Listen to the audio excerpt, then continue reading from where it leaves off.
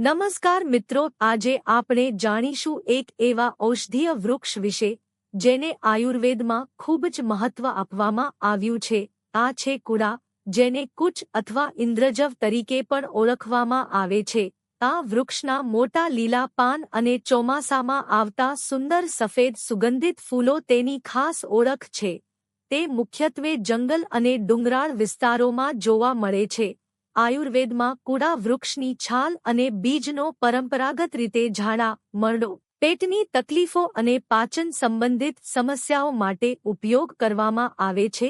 તેના ઔષધીય ગુણોને કારણે ઘણી આયુર્વેદિક દવાઓમાં તેનો સમાવેશ થાય છે, પરંતુ ધ્યાન રાખો, કોઈપણ ઔષધીય છોડનો ઉપયોગ પોતાની જાતે ન કરવો। હંમેશા લાયકાત ધરાવતા આયુર્વેદિક વૈદ્ય અથવા ડોક્ટરની સલાહ લીધા પછી જ તેનો ઉપયોગ કરવો।